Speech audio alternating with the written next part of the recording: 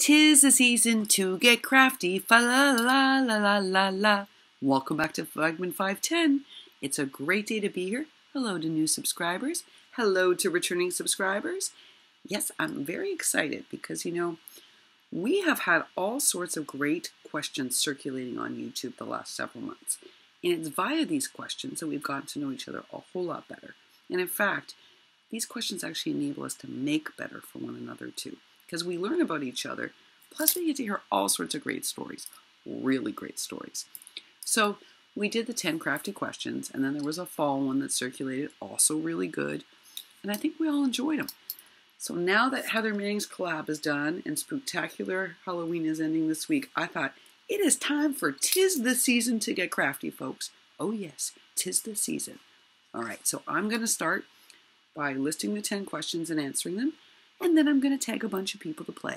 Oh, yes, I am. Some of you are going to groan, but I'm trying to also catch folks who have not yet participated. All right, here we go.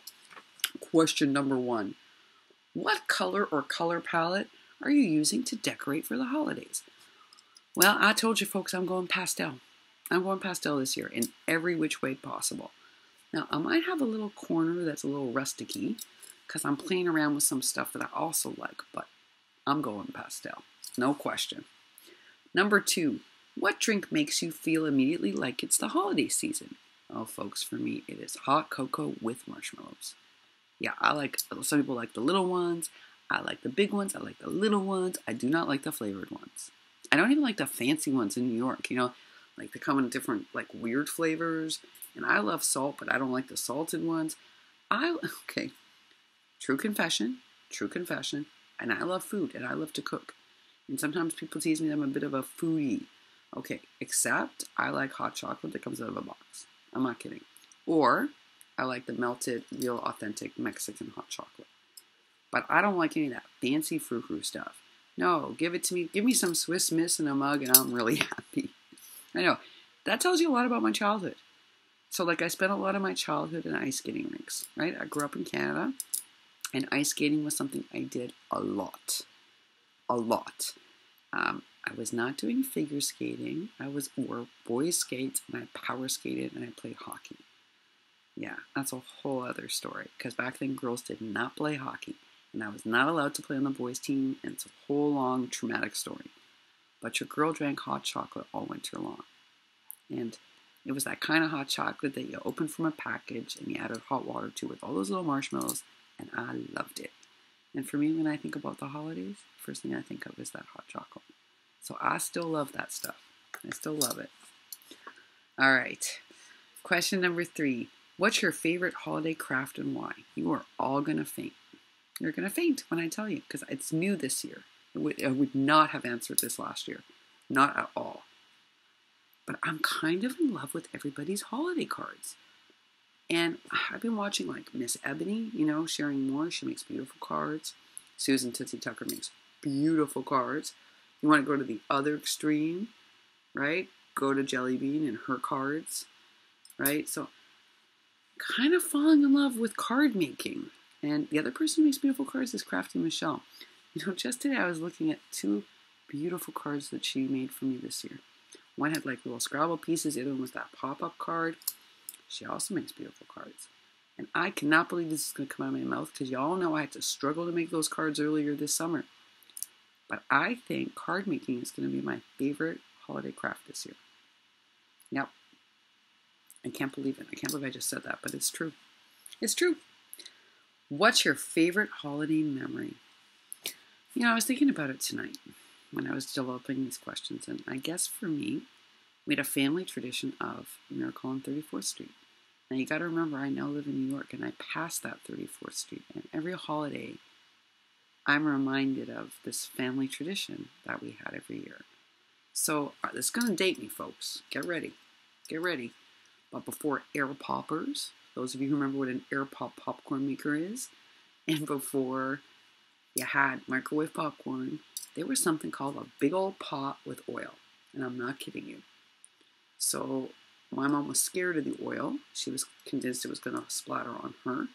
So my father would make the popcorn. And he'd fill this big old pot with tons of oil that would get really hot and popcorn kernels. And then he put the lid on it, and then he would like slowly start shaking it. Because the whole thing is, if you didn't do it right, like 1/3 of the bottom would burn. And then the whole house would smell like burnt popcorn, which my mom hated. So my father would be there like shaking. He was like the expert popcorn maker. And while that was happening, my job often was to melt the butter in the smaller pot that we would then pour over the popcorn and then add salt. And then we carried this big old bowl. But in my head, for my childhood, it was a big old bowl. I don't know if it was that big. Must have been pretty big, though, because they used the big pot like they made soup in to make this popcorn.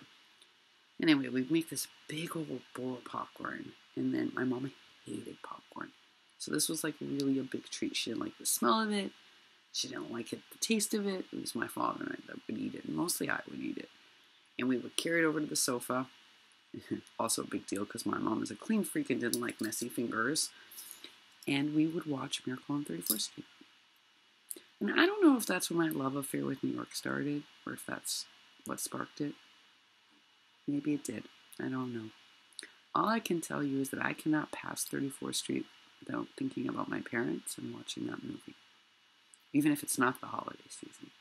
So it had a radical impact on me. So that's probably my favorite memory. The three of us eating popcorn, watching Miracle on 34th Street. To me, that's Christmas. Funny, huh? It's like the holiday season. Like, in my head, the holiday season doesn't happen without 34th Street and Miracle on 34th Street. Maybe it's just that that's also a movie about people being good. And that mattered to me too. Still matters to me, I guess. Oh boy, sentimental questions. All right, what's the one holiday craft you'd love to receive?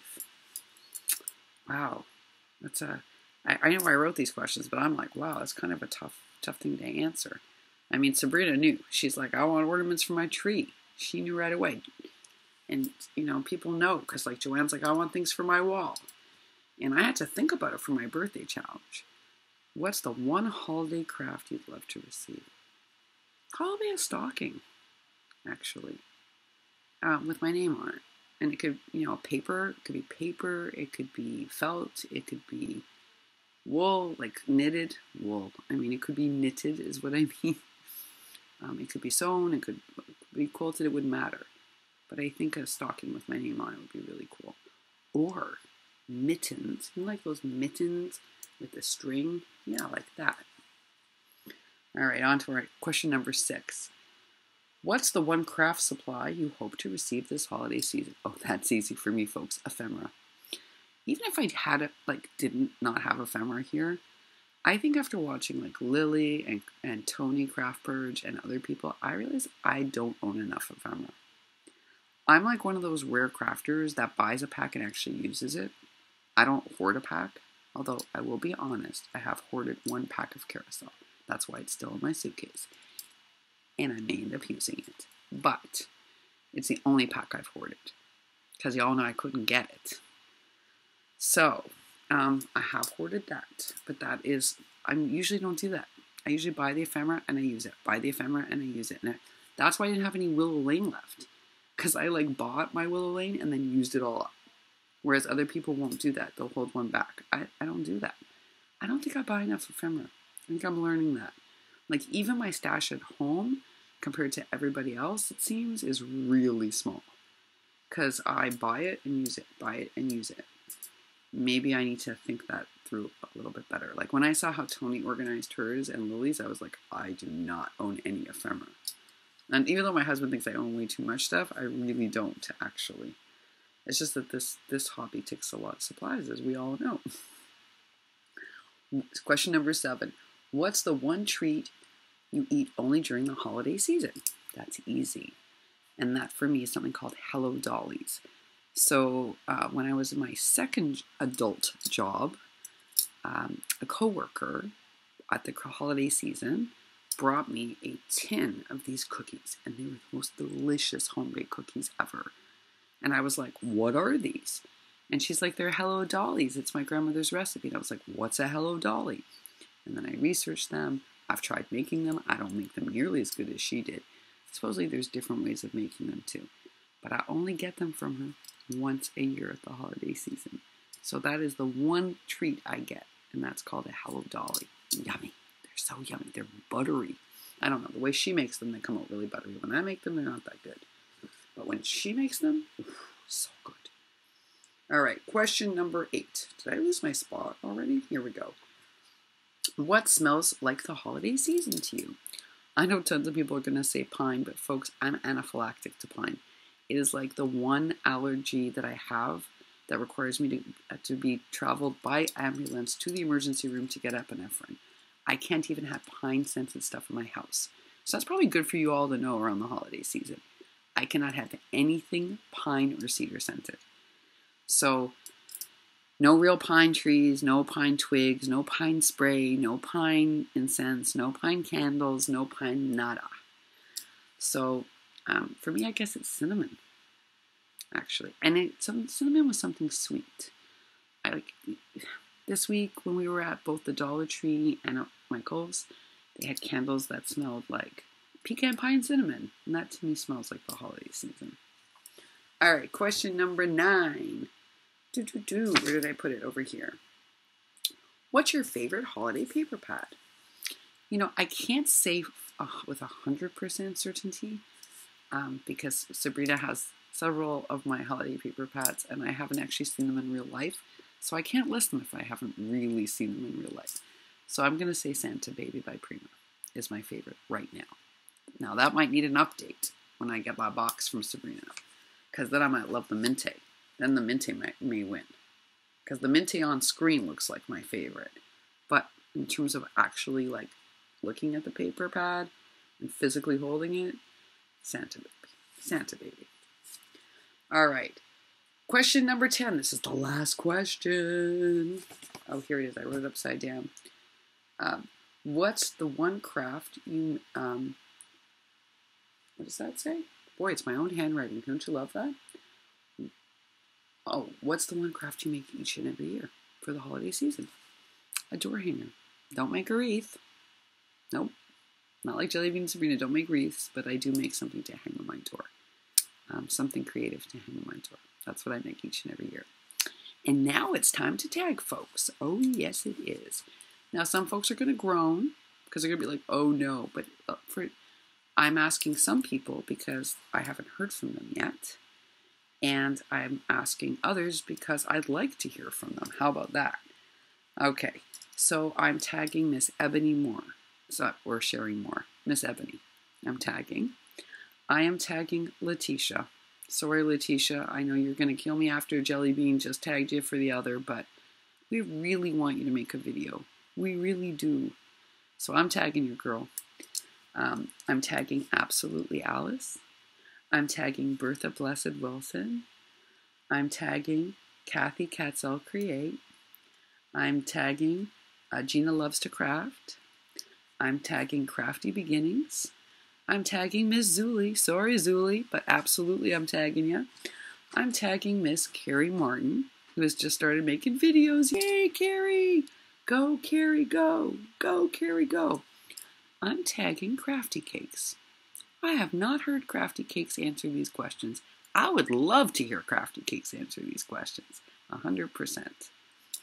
I'm tagging Tree. Sorry, Tree. Yes, I am. And, oh, I can never say this one right. All right, guys, don't laugh. Is it Cuttle Me Tay Clay?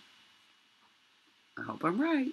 Anyway, y'all, I'm going to list all the people down below and love for you to answer. 'Tis the season to get crafty. Oh, yes, y'all. For the rest of you, I hope you have a wonderful day. I hope you do something that gives you lots of happiness. Please take a little creative time for yourself. I'm going to be celebrating my mom's birthday with her and her gals. So that should be a lot of fun. And I will see you all later. Thanks so much.